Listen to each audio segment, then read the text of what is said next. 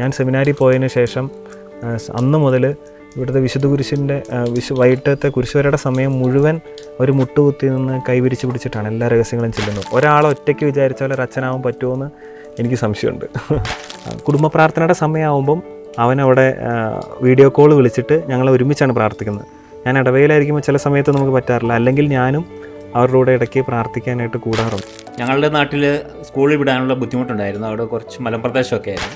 6ാം class 7ാം class കഴിഞ്ഞ് പോകുമ്പോൾ ഞാൻ എന്തായാലും അച്ഛനാവാൻ പോകില്ല, ഞാൻ പോകുന്നില്ല എന്ന് തന്നെ തീർത്ത് പറഞ്ഞു. ഞാൻ ഇവൻ കുഞ്ഞായിരുന്ന കാലം മുതൽ മടിയിലെത്തി കുരിശ് അർപ്പിക്കുന്ന കാലത്ത് ഞാൻ പ്രാർത്ഥിപ്പിക്കുന്ന ഒരു കാര്യം ഉണ്ടായിരുന്നു, ഈശോ എന്നെ വിശുദ്ധനായ ഒരു അച്ഛനാക്കണേത്. ആളുകളുടെ ഇടയിലായിരിക്കുക എന്നുള്ളത് എനിക്ക് ഭയങ്കര ഇഷ്ടമുള്ള കാര്യമായിരുന്നു. ഇപ്പോഴത്തെ ഒരു കാലത്ത് നമുക്ക് എന്ത് കിട്ടും, എന്തെങ്കിലും കിട്ടിയാലേ എനിക്ക് ചെയ്യാനുള്ളൂ, അങ്ങനെ ഒരു ചിന്ത വളർന്നു വരുന്നു എന്ന് തോന്നുന്നു. റിസ്ക് എടുക്കാൻ താല്പര്യമുള്ളവർ തീർച്ചയായിട്ടും ഈ ലൈഫ് എടുക്കണം. റിസ്ക് എടുക്കാൻ പേടിക്കേണ്ട കാര്യമില്ല. നമ്മൾ ഈ വിചാരിക്കുന്ന കുറേ പൈസ ഉണ്ടാക്കിയാലോ എല്ലാ കാര്യങ്ങളും ചുറ്റുമാക്കി കഴിഞ്ഞ് കഴിഞ്ഞാൽ സന്തോഷവും സമാധാനം കിട്ടുമെന്ന് അല്ല. ദൈവം നമുക്ക് വേണ്ടി കരുതി വച്ചിരിക്കുന്ന നന്മ എന്താണോ അവിടെ നമ്മൾ കറക്റ്റായിട്ട് പ്ലേസ് ചെയ്യുമ്പോഴാണ് നമ്മുടെ ലൈഫിൽ ആ സന്തോഷ സമാധാനം നമ്മൾ ഫീൽ ചെയ്യുന്നത്.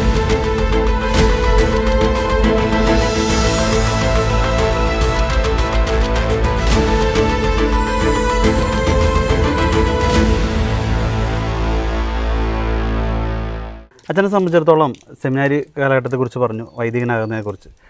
ഇവിടെയെല്ലാം ഒരു വ്യക്തിക്ക് കുടുംബത്തിൽ നിന്നുണ്ടാകുന്ന ഒരു സപ്പോർട്ട് ഒപ്പം പ്രാർത്ഥന അത് വളരെ പ്രധാനപ്പെട്ടതാണ് ഒരു കാര്യങ്ങൾ. ഇപ്പം അച്ഛൻ സെമിനാരി ലൈഫിൽ അച്ഛനുണ്ടായ ചില കാര്യങ്ങൾ അച്ഛൻ പറഞ്ഞു. ചിലപ്പോൾ പലപ്പോഴും ഒരു വിഷമിക്കുന്ന സമയം ഒക്കെ ഉണ്ടായിരുന്നെങ്കിലും കുടുംബത്തിൽ നിന്നുണ്ടാകുന്ന സപ്പോർട്ട് അത് സാമ്പത്തികമെന്നല്ല, പക്ഷേ പ്രാർത്ഥന കൊണ്ട് അവർ നൽകുന്ന അച്ഛൻ്റെ ലൈഫിൽ അതെങ്ങനെയാണ് അച്ഛൻ കാണുന്നത്, ഫാമിലിയിൽ നിന്നുള്ള സപ്പോർട്ട്?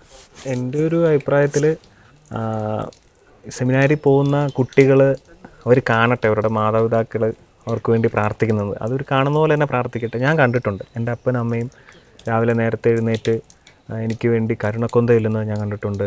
എനിക്ക് വേണ്ടി ഞാൻ സെമിനാരിൽ പോയതിന് ശേഷം അന്ന് മുതൽ ഇവിടുത്തെ വിശുദ്ധ കുരിശിൻ്റെ വൈകിട്ടത്തെ കുരിശുവരയുടെ സമയം മുഴുവൻ ഒരു മുട്ടുകുത്തി നിന്ന് കൈവിരിച്ച് പിടിച്ചിട്ടാണ് എല്ലാ രഹസ്യങ്ങളും ചെല്ലുന്നത്. ഞങ്ങൾ അങ്ങനെ ഒരു ശൈലിയായി. പിന്നെ അത് ഞാൻ സെമിനാരിൽ പോയതിന് ശേഷമാണ്. അത് ഞാൻ കാണുന്നുണ്ട്.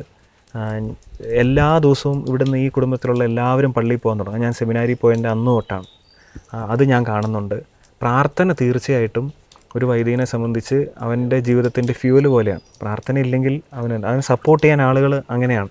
തീർച്ചയായിട്ടും അത് തന്നെ നമുക്കൊരു വലിയ ബലമാണ്. നമ്മൾ പോലും അറിയാതെ നമ്മളെ പിടിച്ചു നിർത്തുന്ന നമ്മളിലൂടെ പല കാര്യങ്ങളും നടത്തുന്നത് പ്രാർത്ഥന. ഞാൻ കണ്ടിട്ടുണ്ട് എൻ്റെ അപ്പനും അമ്മയും അതേപോലെ ചെയ്യുന്ന അവരെനിക്ക് വേണ്ടി പ്രാർത്ഥിക്കുന്നുണ്ട് എന്നുള്ള ബോധ്യം എനിക്ക് തീർച്ചയായിട്ടും ഉണ്ട്. പിന്നെ അനിയൻ എനിക്ക് വേണ്ടി അവനെ കൊണ്ട് പറ്റുന്ന രീതിയിൽ പ്രാർത്ഥിക്കുന്നുണ്ടെന്ന് എനിക്കറിയാം. എൻ്റെ ചെറിയ അനിയൻ എനിക്ക് വേണ്ടി ഇതൊക്കെ ഞാൻ കണ്ടിട്ടുള്ള കാര്യങ്ങളാണ്. അത് തന്നെ നമുക്ക് ഭയങ്കര മോട്ടിവേഷനാണ്. മാത്രമല്ല അതൊരു വലിയ സ്പിരിച്വൽ ഗ്രേസ് തരുന്നുണ്ടെന്ന് ഞാൻ പൂർണ്ണമായിട്ട് വിശ്വസിക്കുന്നുണ്ട്. തീർച്ചയായിട്ടും അങ്ങനെ മാതാപിതാക്കൾ ചെയ്യണം എന്ന് തന്നെയാണ് എൻ്റെ. ഈ വൈദികനാവും ഇപ്പോൾ പലപ്പോഴും നമുക്ക് ഇപ്പോൾ അച്ഛൻ തന്നെ നേരത്തെ ഒരു നമ്മൾ സെമിനാരി കാലഘട്ടങ്ങളെ കുറിച്ചൊക്കെ പറഞ്ഞു. പലപ്പോഴും സെമിനാരിൽ ജോയിൻ ചെയ്യുന്ന ഫസ്റ്റ് ഇയേഴ്സ് ഒരുപാട് പേരുണ്ടാവും. അത് എനിക്ക് തോന്നുന്നു എല്ലാ രൂപതകളിലും അങ്ങനെ തന്നെ ആയിരിക്കും. ഫസ്റ്റ് ഇയർ വരുമ്പോൾ ഒരുപാട് കുട്ടികളുണ്ടാവും. പക്ഷെ അതിൽ നിന്ന് സെമിനാരി ആയിക്കോട്ടെ കോൺവെൻ്റ് ആയിക്കോട്ടെ, അതിൽ നിന്ന് അവസാന ഘട്ടത്തിലേക്ക് വരുമ്പോഴാണ് കുറഞ്ഞു വരുന്നത്. ഒരു പക്ഷേ ആദ്യം വരുന്ന 50 പേർക്കോ അല്ലെങ്കിൽ ഒരു 20-30 പേർക്ക് സമയത്ത് അവരുടെ ഉള്ളിൽ ഒരേ ആഗ്രഹമായിരിക്കും.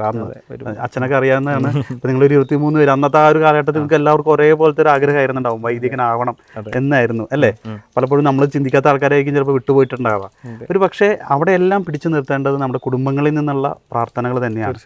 സപ്പോർട്ടാണ്. അതാണ് നമ്മളൊരു വൈദികനിലേക്ക് എത്തിക്കുന്നത്. ഒരു പക്ഷേ നമ്മുടെ ഒരു ആഗ്രഹത്തെക്കാൾ കൂടുതൽ പ്രാർത്ഥനയുടെ ഇമ്പോർട്ടൻസ് തീർച്ചയായിട്ടും ഉണ്ട്. ഒരാളെ ഒറ്റയ്ക്ക് വിചാരിച്ചാൽ ഒരു അച്ഛനാവാൻ പറ്റുമോയെന്ന് എനിക്ക് സംശയമുണ്ട്. തീർച്ചയായിട്ടും നമ്മൾ വിചാരിക്കണം, നമ്മുടെ കുടുംബാംഗങ്ങൾ അതേപോലെ ആഗ്രഹിക്കണം, ഒരു നാട് മുഴുവൻ അതിനുവേണ്ടി ആഗ്രഹിക്കണം. പ്രാർത്ഥന ഞാൻ സെമിനാരിലായിരിക്കുമ്പോൾ മാത്രമല്ല ഇന്നും അതേപോലെ തന്നെ എൻ്റെ ഈ വൈദിക ജീവിതം മുന്നോട്ട് പോകുന്നതിന് വേണ്ടി ഒരു ആത്മാർത്ഥമായിട്ട് പ്രാർത്ഥിക്കുന്നുണ്ട്. പ്രത്യേകമായിട്ട് ഞാൻ ഓർക്കുന്നത് എൻ്റെ അനിയൻ ഇപ്പോൾ എൻജിനീയറിങ് പഠിച്ചുകൊണ്ടിരിക്കുകയാണ്. അവൻ ബാംഗ്ലൂരാണുള്ളത്. പക്ഷേ കുടുംബ പ്രാർത്ഥനയുടെ സമയമാകുമ്പം അവനവിടെ വീഡിയോ കോൾ വിളിച്ചിട്ട് ഞങ്ങൾ ഒരുമിച്ചാണ് പ്രാർത്ഥിക്കുന്നത്. ഞാൻ ഇടവയിലായിരിക്കുമ്പോൾ ചില സമയത്ത് നമുക്ക് പറ്റാറില്ല, അല്ലെങ്കിൽ ഞാനും അവരുടെ കൂടെ ഇടയ്ക്ക് പ്രാർത്ഥിക്കാനായിട്ട് കൂടാറുണ്ട്. അങ്ങനെ ഞങ്ങളെല്ലാവരും കൂടെ ഒരുമിച്ചാണ് എല്ലാ ദിവസവും. ഇപ്പം അനിയൻ എഞ്ചിനീയറിംഗ് പഠിക്കുകയാണ്, ബാംഗ്ലൂരാണ് പഠിക്കുന്നത്. അപ്പോൾ അവൻ കൃത്യമായിട്ട് 8:45 മാറ്റി വയ്ക്കും. അങ്ങനെ അത് അവൻ്റെ സമയമാണ്, അവനവിടെ എത്തിയിരിക്കും. അപ്പോൾ നമ്മൾ വീട്ടിലാണെങ്കിൽ നമുക്ക് പറ്റുമല്ലോ. ഇതൊന്നും പറ്റാത്ത കാര്യങ്ങളൊന്നും അല്ല, ഇതൊക്കെ പറ്റുന്ന കാര്യങ്ങളേ ഉള്ളൂ. ആദ്യം അങ്ങനെയൊക്കെ പറഞ്ഞപ്പോൾ ഒരു ഡിസ്കംഫോർട്ട് പോലെയൊക്കെ തോന്നി. പക്ഷേ എല്ലാം ഒരു ടൈം ടേബിൾ സെറ്റ് ചെയ്താൽ നടക്കുന്ന കാര്യങ്ങളേ ഉള്ളൂ. അതുപോലെ ഈ സമയത്ത് അവൻ പ്രാർത്ഥിക്കുന്ന സമയമാണ് അവൻ്റെ കൂട്ടുകാർക്ക് അറിയാം, അവൻ ആരും ഡിസ്റ്റർബ് ചെയ്യാൻ നിൽക്കില്ല. 8:45 ആള് വന്ന് അവൻ വന്നോളൂ, വീഡിയോ കോളിൽ വരും, നിങ്ങൾ ഒരുമിച്ച് പ്രാർത്ഥിക്കും അല്ലേ? അതെ, അവൻ്റെ ആ ഒരു റൂം ഫ്രീ ആയിട്ടുണ്ടാവും, അവൻ്റെ കൂട്ടുകാരെല്ലാം മറ്റു റൂമിലേക്ക് മാറും. അവൻ അവിടെ വന്നിരുന്ന് അവരുടെ കൂടെ പ്രാർത്ഥിക്കുന്നു. അതിനുശേഷം നമ്മൾ വിശേഷങ്ങളൊക്കെ പറയുന്നു, എല്ലാവരും വർത്തമാനമൊക്കെ പറയുന്നു, എല്ലാവരും എല്ലാ ദിവസവും അങ്ങോട്ടും ഇങ്ങോട്ടൊക്കെ വിളിക്കുന്നു. അങ്ങനെ പ്രാർത്ഥനയുടെ ഒരു ബാക്കപ്പ് എന്നും ഇപ്പോഴും അന്നും സെമിനാരിൽ എല്ലാ കാലത്തും എനിക്കുണ്ടായിരുന്നു. എനിക്ക് ഈ അച്ഛനിത് പറയുമ്പോൾ എനിക്ക് അച്ഛൻ ഈ പറഞ്ഞൊരു കാര്യം, ഇന്ന് നമ്മുടെ പല കുട്ടികളും ഈ പറഞ്ഞ പോലെ 10ാം ക്ലാസ് കഴിയുമ്പോൾ +2 കഴിഞ്ഞാൽ മറ്റ് വിദേശത്തേക്കും മറ്റ് പല സ്ഥലങ്ങളിലേക്കൊക്കെ പോവുകയാണ്. അതോടുകൂടി എനിക്കൊന്ന് കുടുംബമായിട്ടുള്ള ഒരു ബന്ധം കുറയുന്നുണ്ട്.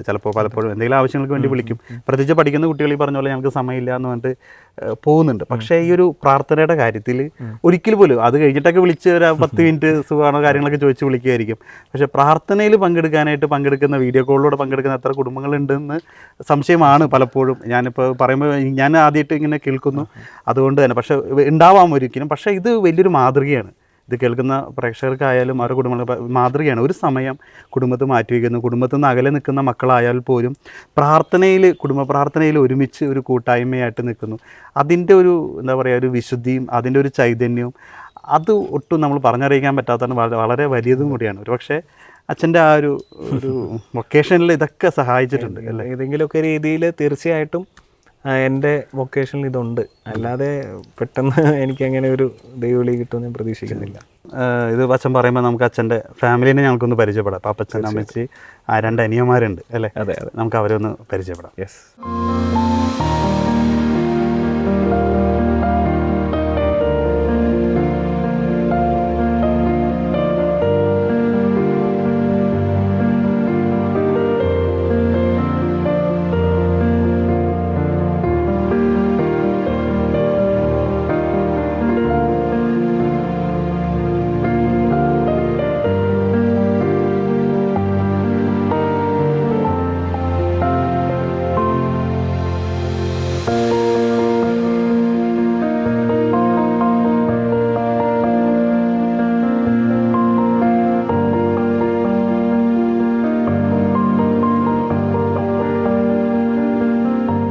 നമ്മളിപ്പോൾ ഉള്ളത് ബോബീച്ചിൻ്റെ വീട്ടിലാണ്.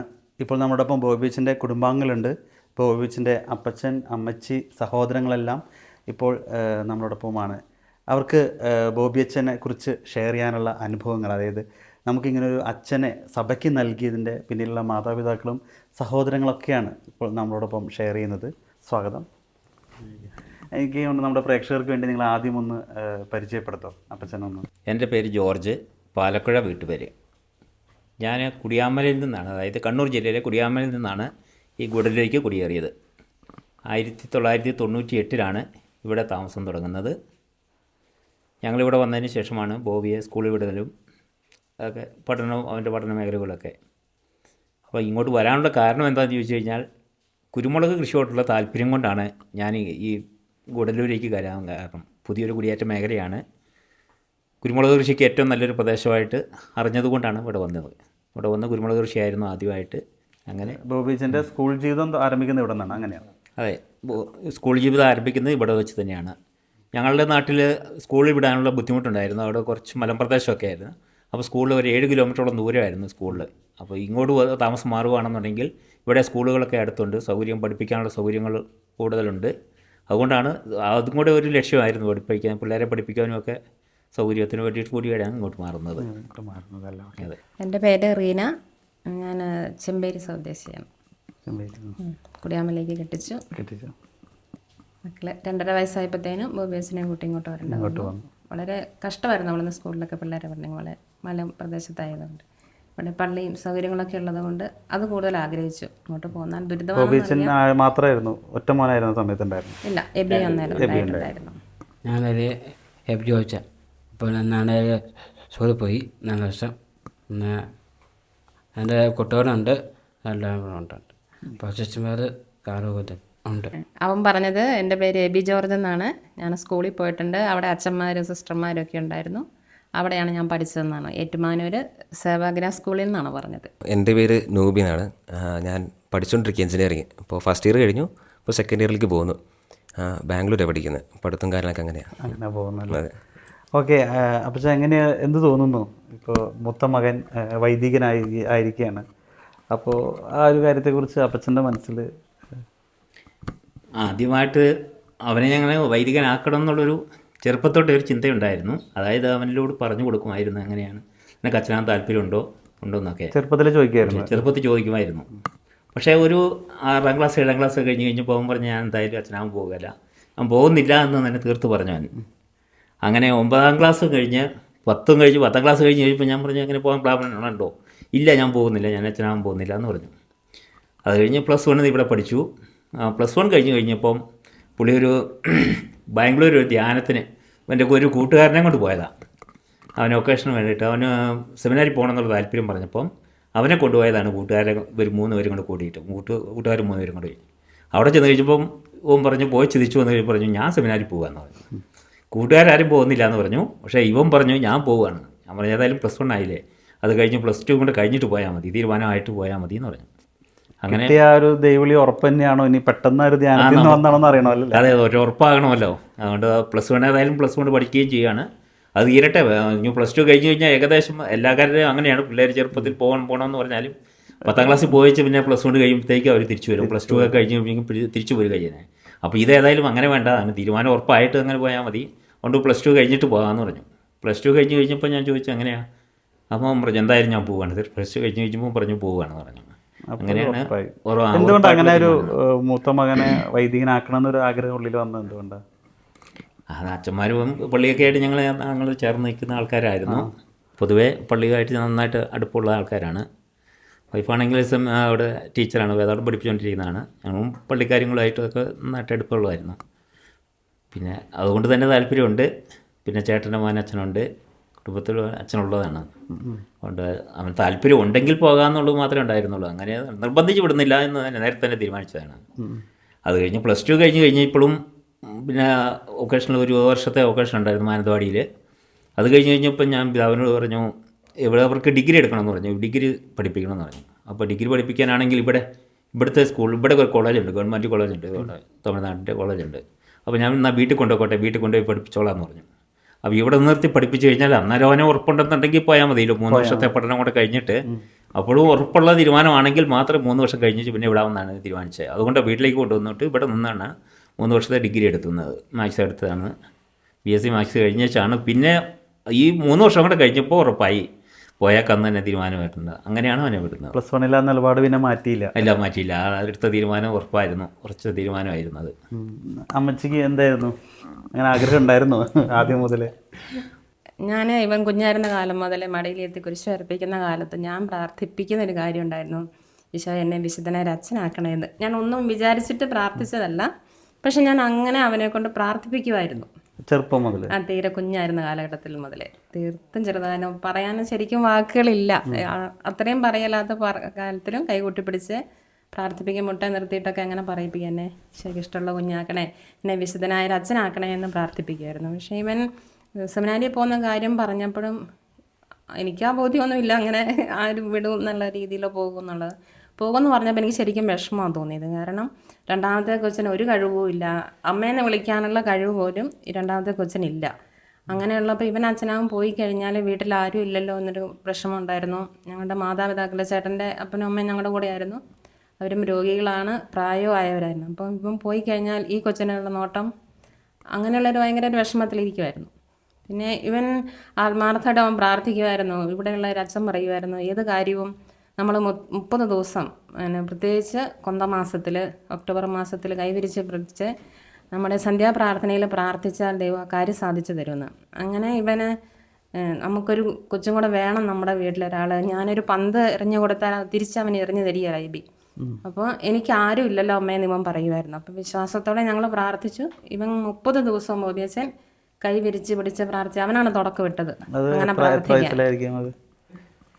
8ലും 9ലൊക്കെ വരുന്ന കാലഘട്ടത്തിലാണ്, ആ സമയത്തായിരുന്നു പ്രാർത്ഥിക്കുന്നത്. ശരിക്കും അവൻ പ്രാർത്ഥിക്കുമ്പോൾ നമുക്കും വിശ്വാസമായിരുന്നു.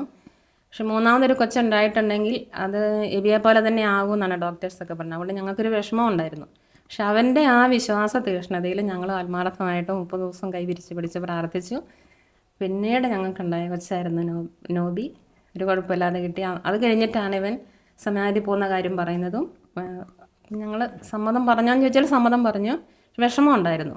പിന്നീട് തമ്പുരാൻ ആ വിഷമങ്ങളെയൊക്കെ അങ്ങോട്ട് നന്നായി മാറ്റി. ഞങ്ങൾക്കൊരു സങ്കടവും ഇല്ലാതെ അവൻ്റെ കുറവുകൾ ഞങ്ങൾ അറിഞ്ഞിട്ടില്ല. എബി വർത്താനം പറയില്ലെങ്കിലും പിന്നീട് നന്നായിട്ട് സംസാരിക്കാനും അവൻ്റെ കാര്യങ്ങൾ ചെയ്യാനും പിന്നീട് നല്ല സ്കൂളിൽ വിടാനുള്ളൊരു അവസരവും ദൈവം ഒരുക്കി തന്നു. അതുകൊണ്ട് ഇന്ന് അവൻ്റെ ആ വിശ്വാസമാണ് ഇത്രയും ഞങ്ങൾക്ക് നന്മകൾ കൈവന്നെന്ന് ഞാൻ വിശ്വസിക്കുന്നു. ഒരു എത്ര 10 വർഷത്തോളം സെമിനാരി കാലഘട്ടം ഉണ്ടായിരുന്നു. ആ സമയത്തൊക്കെ എങ്ങനെയായിരുന്നു ഇപ്പോൾ മകൻ അച്ഛനാവും? കാരണം അതൊരു നീണ്ട പ്രോസസ്സാണ്, അതും വളരെ കുറച്ച് പേര് മാത്രമാണ് തിരഞ്ഞെടുക്കപ്പെടുള്ളൂ. അപ്പോൾ അതിലൊക്കെ എങ്ങനെയായിരുന്നു പ്രാർത്ഥിച്ചൊരുങ്ങിയതൊക്കെ? ഞങ്ങളെല്ലാ ദിവസവും രാവിലെ തന്നെ ആയിട്ട് ഞങ്ങൾ ചേട്ടനും ഞാനും കരണകൊന്ത ജലീബിന് വേണ്ടി പ്രത്യേകം പ്രാർത്ഥിക്കും. പിന്നെ ഒരു ദിവസം പോലും എല്ലാ ദിവസവും രാവിലെ അതിപ്പോഴും മുടക്കാതെ പോകുന്നു. പിന്നെ എല്ലാ ദിവസവും ഞങ്ങളെല്ലാവരും ഇപ്പോഴും പ്രാർത്ഥിക്കുന്നുണ്ട്, പള്ളിയിൽ പോകുന്നുണ്ട്. അത് എബി ഉള്ളപ്പോൾ അങ്ങനെ എന്തെങ്കിലും പണിക്കാരൊക്കെ ഇഷ്ടംപോലെ ഉണ്ടെങ്കിലും കുർബാനയ്ക്ക് ശേഷമാണ് ഞങ്ങളുടെ ബാക്കി കാര്യങ്ങളൊക്കെ തുടങ്ങുക. എല്ലാം നന്നായിട്ട് ചെയ്യാനായിട്ട് ദൈവം സാധിക്കുന്നുണ്ട്. അവൻ പോയതിനടുത്ത് ഒരു വിഷമമില്ല, സന്തോഷമേ ഉള്ളൂ. നന്നായി വീട്ടിലെ കാര്യങ്ങളൊക്കെ ഒരു കുറവും ഇല്ലാതെ തമ്പുരാൻ അത് ക്രമീകരിക്കുന്നുണ്ട്. അത് ആരിലൂടെ എങ്കിലും ആണെങ്കിലും ചെയ്യുന്നുണ്ട്. ഓക്കെ, നോബി അല്ലേ? എനിക്ക് തോന്നുന്നു ബോബി അച്ഛനും അപ്പച്ചനും അമ്മച്ചൊക്കെ 30 ദിവസം കൈ പിടിച്ച് പ്രാർത്ഥിച്ചിട്ട് ഉണ്ടായതാണ്. ദൈവം തന്ന വലിയൊരു ഗിഫ്റ്റാണ് അല്ലേ? ഒരാളെ ദൈവത്തിലേക്ക് കൊടുത്തപ്പോൾ മറ്റൊരാളെ ദൈവം തന്ന ഒരു ഗിഫ്റ്റ് വീട്ടിലേക്ക്. എന്ത് തോന്നുന്നു ഇങ്ങനൊരു അച്ഛനെ കുറിച്ചും? ഇങ്ങനെ മൂത്ത ചേട്ടൻ വൈദികനായി, എന്താണ് പറയാനുള്ളത്? ഞാൻ ശരിക്കും പറഞ്ഞാൽ ചേട്ടൻ അച്ഛനാകാൻ പോകുന്ന കാലം വെച്ചാൽ ഞാൻ ഭയങ്കര ചെറുപ്പമായിരുന്നു. അപ്പോൾ എനിക്കപ്പോൾ അറിയത്തില്ലേ വൈദികനാന്ന് വലിയ കാര്യമാണ്, അല്ലെങ്കിൽ ഭയങ്കര കഷ്ടമുള്ള പരിപാടി എനിക്ക് അറിയത്തില്ലായിരുന്നു. അപ്പോൾ ആ സമയത്ത് ചേട്ടൻ പോകുമ്പോൾ എനിക്ക് ഭയങ്കര സന്തോഷമല്ലായിരുന്നു. കാരണം ചെറുപ്പമാണ് ഒന്നാമതെ. അപ്പോൾ ചേട്ടൻ എൻ്റെ കൂടെ വേണമെന്നൊരാഗ്രഹമായിരുന്നു. കാരണം എപ്പോഴായാലും പോലും എൻ്റെ കൂടെ ചേട്ടൻ ഉണ്ടായിരുന്നെങ്കിൽ ഭയങ്കര സന്തോഷമായിരുന്നുള്ളൊരു ആലോചനയായിരുന്നു. അപ്പോഴൊക്കെ പറഞ്ഞാൽ ഇതിൻ്റെ ഇമ്പോർട്ടൻസ് അറിയാതെ ചേട്ടൻ പോയായിരുന്നു. സങ്കടമൊക്കെ ഉണ്ടായിരുന്നു. പിന്നെ ആ സങ്കടമൊക്കെ മാറി പിന്നെയാണ് ഈ അറിയുന്നത് വൈദികനാവുന്നതെന്ന് വെച്ചാൽ കർത്താവിന് വേണ്ടി പോകുന്നതാണ്, ദൈവത്തിന് വേണ്ടി പോകുന്നതാണ് മനസ്സിലായി. പിന്നെ ഓക്കെ എന്ന് മനസ്സിലാക്കി പ്രാർത്ഥനയൊക്കെ തുടങ്ങി. പിന്നെ ആ സങ്കടം അങ്ങ് വലിയൊരു വിഷമമായി തീർന്നില്ല. ആദ്യമൊക്കെ ഭയങ്കര കരച്ചിലൊക്കെ വരുമായിരുന്നു. എന്ന് വെച്ചാൽ ആകപ്പാടെ വർഷത്തിൽ 2 മാസം അങ്ങോട്ട് അവധിക്ക് വരത്തുള്ളൂ, ചേട്ടൻ വരത്തുള്ളൂ. അപ്പോൾ ഭയങ്കര കരച്ചിൽ വരുമായിരുന്നു. കാരണം അപ്പോഴേ കാണുന്നുള്ളൂ ചേട്ടനെ. ഇടയ്ക്ക് പോലും വിളിക്കുവാണെങ്കിൽ പോലും ആഴ്ചയിൽ 2 തവണയോ 3 തവണ വിളിക്കും. അതാണ് കോൺടാക്റ്റ് എത്ര ഉള്ളൂ. ഇപ്പോൾ ഒരു ചേട്ടൻ ഉണ്ടെന്ന് വെച്ചാൽ ഉണ്ട്, പക്ഷെ ഒരു ഫീൽ ഇല്ലാത്തൊരവസ്ഥയായിരുന്നു എനിക്ക്. അപ്പം അങ്ങനെയൊക്കെ ഞാൻ 2 മാസം കഴിയുമ്പോൾ ചേട്ടൻ പോവും. അപ്പോഴൊക്കെ അറിയുന്നൊക്കെ ഓർമ്മയുണ്ടായിരുന്നു. അതപ്പോൾ കഴിഞ്ഞപ്പോൾ ഇപ്പോൾ ഒരു സങ്കടമില്ല. ഇപ്പോൾ ഒരു ഉടുപ്പിട്ട് കാണാൻ ഭയങ്കര സന്തോഷമാണ്. കാരണം ഇപ്പോൾ ഒരു വൈദികനായി എൻ്റെ ചേട്ടൻ ഒരു അച്ഛനാന്ന് പറയാൻ എനിക്ക് ഭയങ്കര അഭിമാനമാണ്, അതോടൊപ്പം സന്തോഷമാണ്. അങ്ങനത്തെ തീർച്ചയായിട്ടും എനിക്ക് തോന്നുന്നു നോബിയുടെ ആ ഒരു ഇതല്ലേ ആ ഒരു കുട്ടിക്കാലത്ത് ഒരു ചേട്ടനുണ്ട്, അല്ലെങ്കിൽ ആ ഒരു സമയത്ത് വേണമുള്ള അവസ്ഥയിൽ കിട്ടുന്നില്ല എന്നുള്ളൊരു സങ്കടം. ഇപ്പോഴും ഡിഗ്രി ഫസ്റ്റ് ഇയർ അല്ലേ? ഞാൻ ഡിഗ്രി ഫസ്റ്റ് ഇയർ ആയിട്ടുള്ളൂ, ബാംഗ്ലൂർ പഠിക്കുകയാണ്. പിന്നെ നമ്മൾ ഇവിടെ ഈ ഒരു ഫാമിലി വെച്ച് നോക്കുമ്പോൾ ഇതിനകത്ത് ഇപ്പോൾ അച്ഛൻ്റെ പട്ടം എന്ന് വളരെ പ്രധാനപ്പെട്ടതാണ്. അതോടൊപ്പം തന്നെ വലിയൊരു അത്ഭുതം കൂടിയാണ് ഇപ്പോൾ ഇവിടെ ഇരിക്കുന്ന എബി അല്ലേ? നമ്മൾ അറിഞ്ഞു വെച്ചാൽ എബി ബൈബിൾ എഴുതിയ ഒരു കാര്യം, അതായത് എനിക്ക് തോന്നുന്നു പട്ടത്തിൻ്റെ തലേ ദിവസമാണ് ബൈബിൾ എഴുതി പൂർത്തിയാക്കുന്നത് അല്ലേ? നമ്മൾ പുറമേ കുറവുകൾ അങ്ങനെ പലത് പറയുന്നുണ്ടെങ്കിലും എനിക്ക് തോന്നുന്നു എല്ലാവർക്കും, അതായത് എല്ലാം തികഞ്ഞുള്ളവർക്ക് പോലും ചെയ്യാൻ സാധിക്കാത്തൊരു കാര്യമാണ് എബി ചെയ്തു തീർത്തത്. അതൊരു വലിയൊരു അത്ഭുതമാണ്.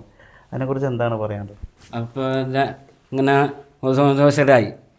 അപ്പോൾ 5 ദിവസമായി പലത് തുടങ്ങി. ഇപ്പോൾ 10 ദിവസം എഴുതിയെന്ന് തീർത്തു. അവരെ ഇങ്ങനെ ഇപ്പോൾ ചേച്ചു അവരെ പിന്നെ ഇപ്പോൾ പറഞ്ഞ അപ്പോൾ 2 വർഷമായിട്ട് അപ്പം എന്താണ് 4 വർഷം തീർന്നു.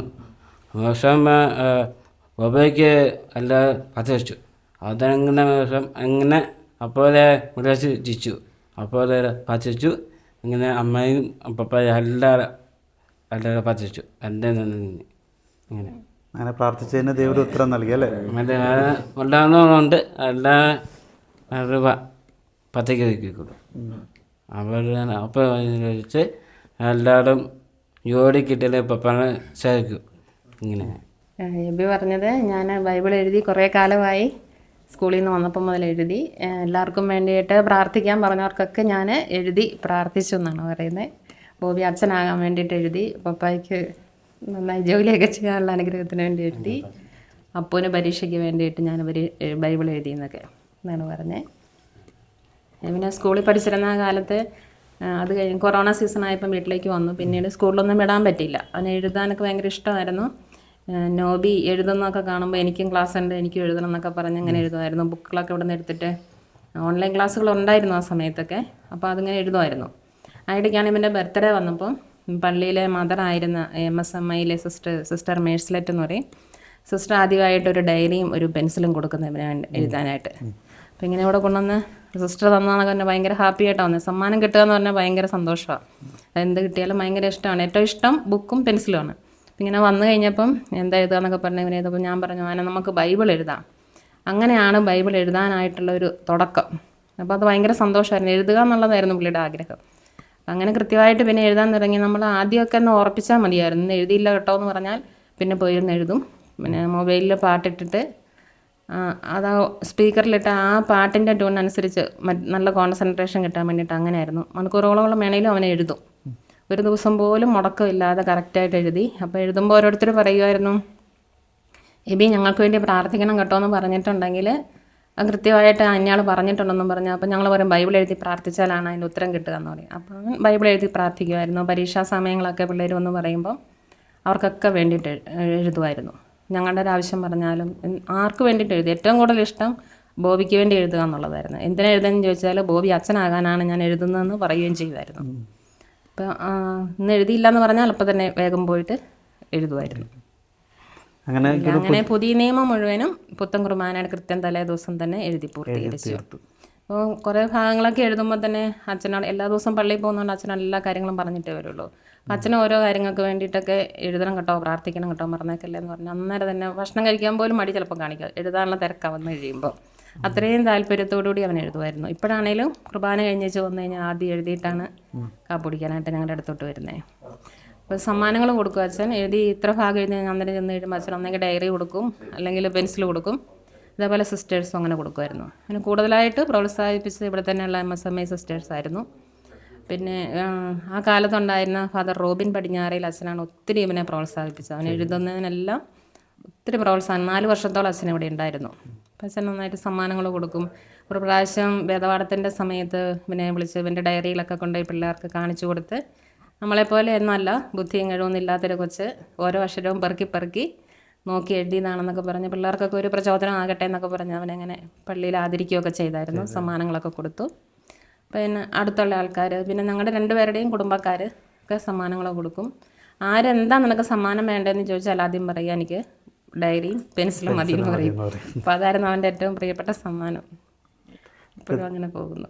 തീർച്ചയായിട്ടും എനിക്ക് തോന്നുന്നു വലിയൊരു അനുഗ്രഹമാണ്, അല്ലെങ്കിൽ ഏറ്റവും വലിയൊരു സ്പെഷ്യൽ ഗിഫ്റ്റാണ് ഈ ഒരു കുടുംബത്തിൽ എന്ന് പറയുന്നത്. കാരണം എല്ലാവർക്കും വേണ്ടി പ്രാർത്ഥിക്കാനായിട്ട് നമുക്കറിയാം, ബൈബിളിൻ്റെ ഒരു തിരുവചനം ജീവിക്കുന്ന ദൈവം തന്നെയാണ് ഈശോ. അപ്പോൾ ആ ഒരു വചനം എഴുതുമ്പോൾ, ഓരോ വട്ടം വചനം എഴുതുമ്പോൾ സംഭവിക്കുന്ന അത്ഭുതം അത് ഓരോരുത്തരുടെ കുടുംബത്തിൽ അനുഭവിച്ചറിഞ്ഞിട്ടുള്ളതാണ്. അപ്പോൾ ഇവിടെ ഒരാൾ അത്രമാത്രം വചനം എഴുതിക്കൊണ്ടിരിക്കുന്നു, അതും ഇത്രമാത്രം രീതിയിൽ കുറേ ബുദ്ധിമുട്ടുകളെല്ലാം ചെയ്തുകൊണ്ട് തന്നെ ആൾ എഴുതുന്നതും അത്രയും താല്പര്യത്തോടെ ചെയ്യുന്നതും. അപ്പം അത് നോബിയുടെ ഏറ്റവും വലിയ ഗിഫ്റ്റാണ്. എനിക്ക് തോന്നുന്നു അച്ഛൻ ഇങ്ങനെ ആയതിന് പിന്നിലും കൂടി ഒരു എന്താ പറയുക, യാതൊരു തടസ്സവും കൂടാതെ എല്ലാം പോകുന്നതിൻ്റെ പിന്നിലും നോബിയുടെ ഈ ഒരു ബൈബിൾ എഴുത്ത് ഉണ്ടായിരുന്നു എന്നുള്ളത് ഈ ഒരു കുടുംബത്തിൻ്റെ ഏറ്റവും വലിയൊരു അനുഗ്രഹം കൂടിയാണ് അല്ലേ. ഇവന് സ്പെഷ്യൽ സ്കൂളിൽ പഠിച്ചതുകൊണ്ട് അക്ഷരങ്ങൾ അവർ പഠിച്ചിട്ടുണ്ട്, പക്ഷെ വായിക്കാനൊന്നും അറിയില്ല. അപ്പം ബൈബിൾ എടുത്തിട്ട് ആ ഓരോ അക്ഷരങ്ങളൊന്ന് നോക്കും, പിന്നീട് അതേപോലെ ഡയറിയിലേക്ക് എഴുതും. അങ്ങനെ പല പ്രാവശ്യമായിട്ട് നോക്കി എഴുതി കുത്തും കോമായും എല്ലാം കറക്റ്റ് അങ്ങനെ കറക്റ്റ് ചെയ്തത്.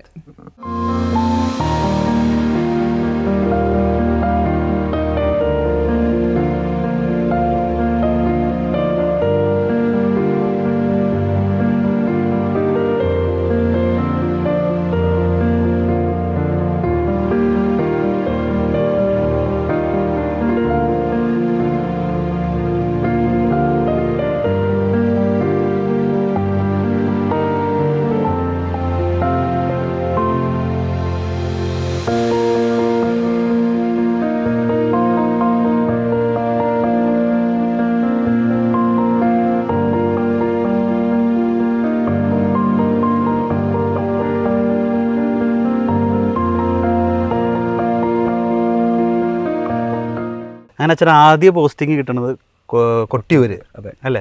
എങ്ങനെയാണ് അവിടുത്തെ ശുശ്രൂഷകളൊന്ന് പങ്കുവയ്ക്കാം? ഞങ്ങളുടെ രൂപതയിലെ വലിയ പള്ളികളിൽ, ആളുകൊണ്ട് കുടുംബങ്ങളുടെ എണ്ണം കൊണ്ട് വലിയ പള്ളികളിലെ ഒരു പള്ളിയാണ് ഈ കൊട്ടിയൂർ പള്ളി. ആദ്യത്തെ ശുശ്രൂഷ എന്നുള്ളത് കൊണ്ട് തന്നെ അത് വളരെ സ്പെഷ്യലാണ്. അത്യാവശ്യം വലിയതാണ്, 1000-നടുത്ത് വീട്ടുകാരുണ്ട്. ഞാൻ അവിടുത്തെ കൊച്ചച്ഛനായിട്ടാണ് ശുശ്രൂഷ ചെയ്യുന്നത്. എല്ലാ കാര്യങ്ങളും സാധാ രീതിയിൽ നോക്കി നടത്തുക, ശുശ്രൂഷകൾ ചെയ്യുക, സംഘടനകളിലൊക്കെ പ്രവർത്തിക്കുക. പിന്നെ ആളുണ്ട് അത്യാവശ്യം, കാരണം ഇത്രയും വീട്ടുകാരുള്ളതുകൊണ്ട് നമുക്ക് ചെറുപ്പക്കാരും വീട്ടുകാരും എല്ലാം ഉണ്ട്. അതുകൊണ്ട് അവരുടെ ഇടയിലായിരിക്കുക, സന്തോഷമായിട്ട് പോകുന്നു. അച്ഛൻ സെമിനാറിലായിരുന്നപ്പോൾ ഒരു വൈദികനായി കഴിയുമ്പോൾ ഞാൻ ഇങ്ങനെയൊക്കെ ചെയ്യണം, അല്ലെങ്കിൽ എനിക്ക് ഈ ഒരു ജീവിതം ലൈഫ് വേണം, ഞാൻ ഇതൊക്കെ ചെയ്യണം എന്ന് ആഗ്രഹിച്ചിട്ടായിരിക്കും വൈദികനായിട്ടുണ്ടാവുക. അതെല്ലാം ചെയ്ത് ആരംഭിച്ചോ? ഞാൻ ആളുകളുടെ ഇടയിലായിരിക്കുക എന്നുള്ളത് എനിക്ക് ഭയങ്കര ഇഷ്ടമുള്ള കാര്യമായിരുന്നു. പ്രത്യേകിച്ച് ഈ സംഘടനകളിലൂടെയുള്ള പ്രവർത്തനങ്ങൾ വഴി മുന്നോട്ട് പോകുമ്പോൾ തീർച്ചയായിട്ടും നമുക്ക് എന്തെങ്കിലുമൊക്കെ ആക്റ്റീവായിരിക്കാൻ വേണ്ടിയിട്ടുണ്ടാവും. അപ്പം അങ്ങനെ ഒരു സാഹചര്യം തീർച്ചയായിട്ടും ഞാനിപ്പോൾ ആയിരിക്കുന്ന ഇടവകയിൽ ദൈവം എനിക്ക് തന്നിട്ടുണ്ട്. അവിടെ നമ്മൾ ഏതൊരു സംഘടന എടുത്താലും അതിനകത്ത് ആളുകളുണ്ട്, പ്രവർത്തിക്കാൻ ഇഷ്ടംപോലെ മേഖലകളുണ്ട്. പിന്നെ സാഹചര്യങ്ങളും ചുറ്റുപാടും സ്കൂളും കാര്യങ്ങളും എല്ലാം അവിടെ ഉണ്ട്. അതുകൊണ്ട് തന്നെ ദൈവം ഇപ്പോൾ ഉള്ളൊരു സ്ഥിതിയിൽ ഞാൻ വളരെ ഹാപ്പി ആയിട്ട് സന്തോഷം. ഏത് മേഖലയിലാണ് ഏറ്റവും കൂടുതൽ പ്രവർത്തിക്കാൻ ആഗ്രഹം? എനിക്ക് ഈ KCIM-ലും മിഷൻ ലീഗിലെയും അവരുടെ കൂടെ ആയിരിക്കുക എന്നുള്ളതാണ്. അവർ ഒത്തിരി, എനിക്ക് തോന്നുന്നു ഈ ഇപ്പോഴത്തെ ഒരു കാലത്ത് നമുക്ക് എന്ത് കിട്ടും, എന്തെങ്കിലും കിട്ടിയാലേ എനിക്ക് ചെയ്യാനുള്ളൂ, അങ്ങനെ ഒരു ചിന്ത വളർന്നു വരുന്നു എന്ന് തോന്നുന്നു. അങ്ങനെ അല്ല, പുതിയ തലമുറയ്ക്കും ഇങ്ങനെ സേവനങ്ങൾ ചെയ്യണം, വലിയ വലിയ കാര്യങ്ങൾ ചെയ്യണം ആഗ്രഹമുള്ള ഒത്തിരി കുട്ടികളുണ്ട്. അവരെ പുറത്തേക്ക് കാണിക്കാൻ ഒരു സൗകര്യമായിട്ട് തീർച്ചയായിട്ടും KCIM മിഷൻ ലീഗ് ഉണ്ടെന്നാണ് ഞാൻ പൂർണ്ണമായിട്ട് വിശ്വസിക്കുന്നത്. അങ്ങനെ ഒത്തിരി മൈൻഡുള്ള മനസ്സുള്ള ആളുകളുണ്ട്. അപ്പോൾ അവരെ പുറത്തേക്ക് കൊണ്ടുവരാൻ അവരുടെ കൂടെ ആയിരിക്കുക, ഒത്തിരി നന്മകൾ ചെയ്യുക, ആരോഗ്യം. പിന്നെ ഞാൻ നോക്കും ഒത്തിരിയും പ്രായമായ ആളുകളൊക്കെ, കുട്ടികളെല്ലാം പുറത്തുപോയി, ജീവിത സാഹചര്യങ്ങൾ കൊണ്ടാണ് അവരെല്ലാം പുറത്തുപോയി. അപ്പച്ചനും അമ്മച്ചിയൊക്കെ വീട്ടിലുള്ളൂ. ചുമ്മാ ഒന്ന് പോയി കാണാം, ഇടയ്ക്ക് അവർക്ക് ചെയ്യാൻ പറ്റാത്ത കാര്യങ്ങൾ ചെയ്തു കൊടുക്കുക, അങ്ങനത്തെ ചെറിയ ചെറിയ കാര്യങ്ങളിലൂടെയൊക്കെ സന്തോഷമായിട്ട് മുന്നോട്ട് പോകും. ഒരു കാര്യം കൂടി, പച്ചൻ യുവജനങ്ങളുടെ കാര്യം കൂടി പറഞ്ഞപ്പോൾ നിങ്ങൾ കൂട്ടി ചോദിക്കാനുള്ള ഒരു കാര്യം, ഇന്ന് വൊക്കേഷൻ, അതായത് ഇപ്പോൾ ഈ പറഞ്ഞ പോലെ ക്രിസ്തുവിന് വേണ്ടി, അത് പൗരോഹിത്യമായിരിക്കോട്ടെ സന്യാസമായിരിക്കോട്ടെ, കുറഞ്ഞു വരുന്നുണ്ട്. ഒരു പക്ഷേ വിശ്വാസം കുറയണമായാലും ഒരു പക്ഷേ നമ്മുടെ കുട്ടികളുടെ എണ്ണം കുറഞ്ഞു. ഈ കുടുംബം പണ്ട് 10 ഉണ്ടായിരുന്നിടത്ത് ഇന്ന് 2 കുറഞ്ഞു. ഒരു പക്ഷേ 10 ഉണ്ടായിരുന്ന 3 പേര് സന്യാസത്തിലേക്ക് അല്ലെങ്കിൽ പൗരോഹിത്യത്തിലേക്ക് പോയിരുന്നെങ്കിൽ ഇന്നിപ്പോൾ ഇല്ല, കൊടുക്കാനില്ല എന്നൊരവസ്ഥയിലേക്ക് നമ്മുടെ കുടുംബങ്ങൾ വരുന്നുണ്ട്. ഒരുപക്ഷെ അതറിയാം, വിശ്വാസം കുറയുന്നതല്ല.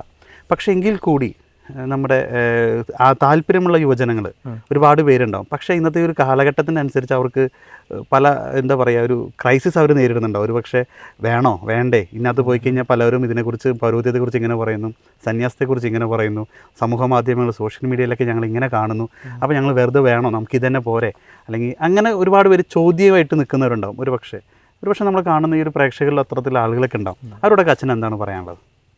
ഒന്ന്, റിസ്ക് എടുക്കാൻ താല്പര്യമുള്ളവർ തീർച്ചയായിട്ടും ഈ ലൈഫ് എടുക്കണം. റിസ്ക് എടുക്കാൻ പേടിക്കേണ്ട കാര്യമില്ല. കാരണം നമ്മുടെ കൂടെ ദൈവമുണ്ട്. നമ്മുടെ എല്ലാത്തിനും നമ്മൾ അത് ഫീൽ ചെയ്യും. അത് ശരിക്കും അച്ഛന് മാത്രമേ ഫീൽ പറഞ്ഞു തരാൻ പറ്റത്തുള്ളൂ, വേറെ ആർക്കും പറഞ്ഞു തരാൻ പറ്റുമെന്ന് എനിക്ക് തോന്നുന്നില്ല. അത് ശരിക്കും നമ്മുടെ ജീവിതത്തിൽ നിന്ന് കണ്ട് മനസ്സിലാക്കുന്ന കാര്യമാണ്. ദൈവം കൂടെ ഉണ്ടാവും. അങ്ങനെ ആർക്കെങ്കിലും മനസ്സിലൊരു പ്രചോദനം തോന്നുമ്പം ഇത് പുറത്ത് പറയാൻ പറ്റുമോ, ആരോടാ പറയുക, അങ്ങനത്തെ ടെൻഷൻ്റെ ആവശ്യമൊന്നുമില്ല. ധൈര്യമായിട്ട് മുന്നോട്ട് പറയാം. നിങ്ങളെ ഹെൽപ്പ് ചെയ്യാൻ, സപ്പോർട്ട് ചെയ്യാൻ ഇവിടെ ഒത്തിരി പേരുണ്ട്. അവിടെ കൂടെ നിന്ന് കഴിഞ്ഞാൽ ദൈവം ആഗ്രഹിക്കുന്ന വഴി പോകുമ്പോഴാണ് നമ്മൾ ഈ വിചാരിക്കുന്ന കുറേ പൈസ ഉണ്ടാക്കിയാലോ എല്ലാ കാര്യങ്ങളും ചുറ്റുമാക്കി കഴിഞ്ഞ് കഴിഞ്ഞാൽ സന്തോഷവും സമാധാനം കിട്ടുമെന്ന് അല്ല. ദൈവം നമുക്ക് വേണ്ടി കരുതി വച്ചിരിക്കുന്ന നന്മ എന്താണോ അവിടെ നമ്മൾ കറക്റ്റായിട്ട് പ്ലേസ് ചെയ്യുമ്പോഴാണ് നമ്മുടെ ലൈഫിൽ ആ സന്തോഷ സമാധാനം നമ്മൾ ഫീൽ ചെയ്യുന്നത്. എല്ലാവരും അതിനു വേണ്ടിയിട്ടാണ് ജീവിക്കുന്നത്. അപ്പോൾ അതുപോലെ ആഗ്രഹിക്കുന്നവരുണ്ടെങ്കിൽ, സന്തോഷവും സമാധാനമാണ് ആഗ്രഹിക്കുന്നത്, പിന്നെ റിസ്ക് എടുക്കാനുള്ള ഒരു ധൈര്യം കൂടെ ഉണ്ടെങ്കിൽ തീർച്ചയായിട്ടും അച്ഛനാവുക എന്ന് പറയുന്നതും സിസ്റ്റർ ആവുക എന്ന് പറയുന്നതും വളരെ മഹനീയമായ കാര്യമാണ്. അത് ഈ ലോകം എന്ത് കാണുന്നു, എങ്ങനെ രീതിയിൽ കാണുന്നു എന്നല്ല. ലോകം പണ്ടെന്തോ കണ്ടു, ഇന്നിപ്പോൾ എന്തോ കണ്ടുകൊണ്ടിരിക്കുന്നു, നാളെ മറ്റെന്തെങ്കിലും കാണും. അതുകൊണ്ട് ഇനി മുഴുവൻ നെഗറ്റീവായിരിക്കും അങ്ങനൊന്നും വിചാരിക്കേണ്ട കാര്യമില്ല. ഇതെല്ലാം ചിലപ്പം നാളെ മാറി മറിഞ്ഞ് വരും. അതുകൊണ്ട് പിന്നെ ഇന്നും എനിക്ക് തോന്നുന്നു എല്ലാ ജീവിതത്തിലും അതിൻ്റെതായ പോസിറ്റീവ് വശമുണ്ട്, നെഗറ്റീവ് വശമുണ്ട്. തീർച്ചയായിട്ടും വളരെ മോശമായ രീതിയിൽ കുടുംബജീവിതത്തിലായാലും നെഗറ്റീവ് വശം നന്നായിട്ടുണ്ട്, ഈ കാലഘട്ടത്തിലുണ്ട്.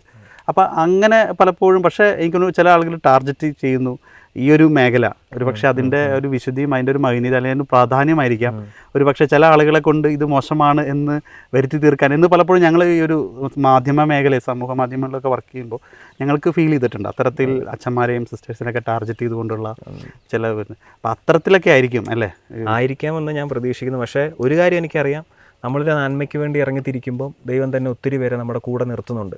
അവർ നമ്മളെ സപ്പോർട്ട് ചെയ്യുന്നുണ്ട്, നമ്മളെ മോട്ടിവേറ്റ് ചെയ്യുന്നുണ്ട്, നമ്മളെ ധൈര്യപൂർവ്വം മുന്നോട്ട് നയിക്കുന്നുണ്ട്. അങ്ങനെ ആളുകൾ ഉള്ളിടത്തോളം കാലം തീർച്ചയായിട്ടും ഒരു അച്ഛനും ഒരു സിസ്റ്ററിനും പേടിക്കേണ്ട പേടിക്കേണ്ട കാര്യമില്ല. ആവശ്യമില്ല. സന്യാസം അല്ലെങ്കിൽ പൗരോഹിത്യം അത് വളരുക തന്നെ ചെയ്യും അല്ലേ? ഈ പറയുന്ന എനിക്ക് പോലും ചിലപ്പോൾ നാളെ ബുദ്ധിമുട്ടുകളിലൂടെ കടന്നു പോകേണ്ടതായിട്ട് വന്നേക്കാം, പ്രശ്നങ്ങളൊക്കെ വന്നേക്കാം. പക്ഷേ എനിക്ക് തോന്നുന്നത് ഉറപ്പായിട്ടും എൻ്റെ ഇതുവരെയുള്ള തെരഞ്ഞെടുത്തവൻ ദൈവമാണെങ്കിൽ ആ ദൈവം തന്നെ ഈശോ തന്നെ കൊണ്ടുപോയിക്കോളൂ അല്ലേ? ഞാൻ ഒറ്റയ്ക്കല്ല എന്നുള്ളൊരു എന്നുള്ളത് അച്ഛൻ ആദ്യം പറഞ്ഞ പോലെ തന്നെ എൻ്റെ ദൈവവിളിക്ക് ഞാനൊന്നും ചെയ്തിട്ടില്ല, ദൈവമാണ് ചെയ്തിരിക്കുന്നത്. ഒരു പക്ഷേ ആഗ്രഹമുള്ളവർ ഒരു പക്ഷേ അവർ ആ ദൈവഹിതത്തിന് നിന്ന് കൊടുത്താൽ മതി, ബാക്കി അങ്ങോട്ട് കൊണ്ടുപോയിക്കോളൂ അല്ലേ? തീർച്ചയായിട്ടും. അപ്പോൾ അതുപോലെ യൂത്തുകാരും അതേപോലെ തന്നെയാണ് എനിക്ക് പറയാനുള്ളത്. നിങ്ങൾ ആർക്കെങ്കിലും ആഗ്രഹമുണ്ടോ തീർച്ചയായിട്ടും പ്രാർത്ഥിക്കുക, നിങ്ങളുടെ ആഗ്രഹം പ്രകടിപ്പിക്കുക, ബാക്കി ദൈവം നോക്കിക്കോളും. എന്തായാലും ഒരുപാട് നന്ദി അച്ഛാ. എന്തായാലും വളരെ വളരെ എന്താ മോട്ടിവേഷൻ ചെയ്യുന്ന, അല്ലെങ്കിൽ ഞങ്ങളെ സംബന്ധിച്ചോളം വളരെ അത്ഭുതമായിരുന്നു അച്ഛൻ്റെ ഈ ഒരു ദൈവവിളി. അച്ഛൻ ആദ്യം വന്നപ്പോൾ വിളിച്ച് പറഞ്ഞു ഒരു സാഹസികവും ഇല്ലാത്ത എൻ്റെ ദൈവവിളിയിൽ നിന്ന് ഞങ്ങളോട് പറഞ്ഞെങ്കിലും അച്ഛൻ സംസാരിച്ച് വന്നപ്പോൾ അത് ഒരുപാട് ദൈവത്തിൻ്റെ ആ ഒരു കരസ്പർശനം, അല്ലെങ്കിൽ ഒരു ദൈവം ഒരുപാട് അത്ഭുതങ്ങൾ ചെയ്തത് അച്ഛൻ ഇപ്പോൾ ഈ ഒരു വൈദികനായിട്ട് നിൽക്കുമ്പോൾ അതിൻ്റെ പിന്നിൽ ഞങ്ങൾ കാണുന്നു. അച്ഛൻ്റെ കുടുംബത്തിൻ്റെ പ്രാർത്ഥന, സഹോദരങ്ങളുടെ പ്രാർത്ഥന എല്ലാം ഒരുപക്ഷെ ഞങ്ങൾ കാണുന്നു. ഈ ഒരു ലൈഫ് ഒരുപാട് കുടുംബങ്ങൾക്ക് പ്രചോദനമാവട്ടെ. ഒരുപാട് ദൈവവിളികൾ നമ്മുടെയൊക്കെ വീടുകളിൽ നിന്ന്, ഭവനങ്ങളിൽ നിന്നെല്ലാം ഉയരട്ടെ എന്ന് നമുക്ക് പ്രാർത്ഥിക്കാം. എന്തായാലും അച്ഛാ വളരെ നന്ദി. കാരണം ഇത്ര നേരം അച്ഛൻ തിരക്കുള്ളതാണ്, വലിയൊരു ഫറവനയിലെ അസിസ്റ്റൻറ്റ് വികാരിയാണ്. ഒരുപാട് ഞങ്ങൾ അച്ഛനെ കുറേ ദിവസങ്ങൾ കോൺടാക്ട് ചെയ്യുന്നുണ്ട്, പക്ഷേ പലപ്പോഴും അച്ഛൻ അവിടുത്തെ തിരക്കുകൾ കാരണം ഞങ്ങളോടൊപ്പം വരാൻ സാധിച്ചിരുന്നില്ല. ഇന്ന് ദൈവം അതിനുവേണ്ടി ഒരുക്കി. എന്തായാലും അച്ഛാ ഒരുപാട് നന്ദി അച്ഛാ ഇത്ര നേരം പങ്കുവെച്ചത്. Thank you very much.